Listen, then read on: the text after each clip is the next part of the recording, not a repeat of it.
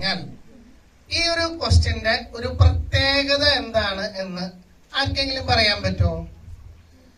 ഇതില് നമ്മള് രണ്ട് ഇക്വേഷൻ, ഒന്നാമത്തെ എന്താ 3 എന്താ നോക്കുന്നത് x+y = 9 അല്ലെ?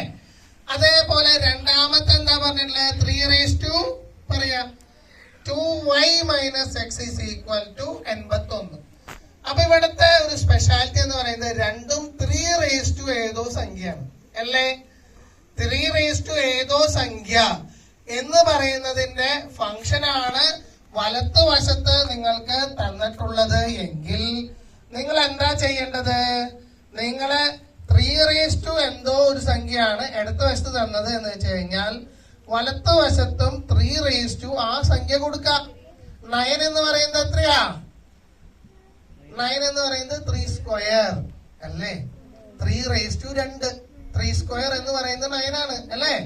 3 × 3 ആണ് 9. ശരിയാണോ? അതേപോലെ 81 എങ്ങനെയാ പറഞ്ഞതെന്ന് നോക്കാം. 3 4 അതായത് 9 × 9 അല്ലേ 81. അപ്പൊ ഒരു 9നെ 3 × 3 എന്ന് കൊടുത്തൂടെ? അപ്പൊ 3² × 3² അല്ലേ 81.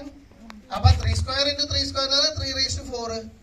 അപ്പൊ 3 4 ആണ് എന്ത് 81.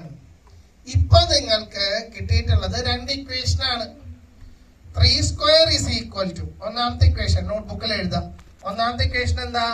3x + y = 3x + y = 3². 9 എഴുതാൻ പാടില്ല, 3² എന്ന് എഴുതാം. അതേപോലെ രണ്ടാമത്തെ ഇക്വേഷൻ നിങ്ങൾ എഴുതാ 3 2y - x = എന്താ എഴുതാ 3 ക്ലിയർ ആണോ? 3 2y - x = 3 ക്ലിയർ ആണോ? രണ്ട് ഇക്വേഷനും കിട്ടിയോ? രണ്ട് ഇക്വേഷനും കിട്ടിയോ? പ്ലീസ് ഇപ്പൊ രണ്ട് ഇക്വേഷൻ നിങ്ങളുടെ കയ്യിൽ കിട്ടിക്കഴിഞ്ഞു. ഈ രണ്ട് ഇക്വേഷനില് 3 സംതിങ് എന്നാണല്ലോ കിടക്കുന്നത്. ശരിയാണോ? അപ്പൊ നിങ്ങൾ എന്താ ചെയ്യേണ്ടതെന്ന് വെച്ച് കഴിഞ്ഞാൽ റൂള് പ്രകാരം ആ പവർ വരുന്ന ടേം 3 എന്ന് പറയുന്നത് തുല്യമാണെങ്കിൽ ഇടത്തെ ഭാഗത്തെയും വലത്തെ ഭാഗത്തെയും ഫങ്ഷൻസ് ഇക്വേറ്റ് ചെയ്യാം. അപ്പൊ എന്താ വരാ മക്കളെ? ഒന്നാമത്തെ ഫംഗ്ഷൻ എന്ന് പറയുന്നത് x+y = 2 എന്ന് വരും. മുകളിലുള്ള സംഖ്യകൾ മാത്രം ഇക്വേറ്റ് ചെയ്യാം. അപ്പൊ ആദ്യത്തെ ഇക്വേഷൻ എന്താ വരാ? x+y = 2. രണ്ടാമത്തെ ഇക്വേഷൻ എന്താ വരാ പറഞ്ഞേ?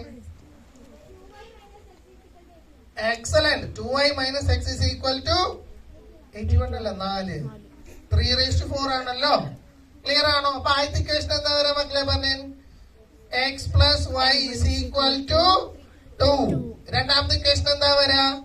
2y - x = 4. ഇപ്പൊ എന്തായി?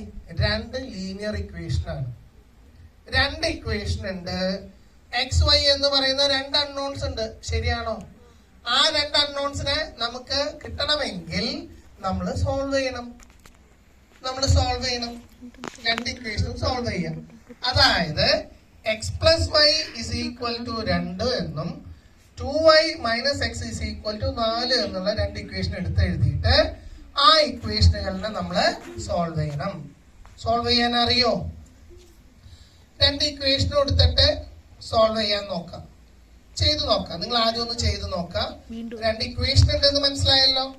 ആ രണ്ട് ഇക്വേഷനും ആദ്യം എടുത്ത് എഴുതിയിട്ട് ആ രണ്ട് ഇക്വേഷനെ എങ്ങനെ സോൾവ് ചെയ്യാൻ പറ്റും, ലീനിയർ ഇക്വേഷൻസ് എന്നാണ് നമ്മൾ പറയാ, അതെങ്ങനെ സോൾവ് ചെയ്യാൻ പറ്റും എന്ന് ഞാൻ പറഞ്ഞുതരാം കേട്ടോ. ഓക്കെ, ക്ലിയർ ആണോ? രണ്ട് ഇക്വേഷൻ വന്നത് ക്ലിയർ ആണോ? യെസ്. ആ ഇക്വേഷൻ എടുത്ത് എഴുതാം.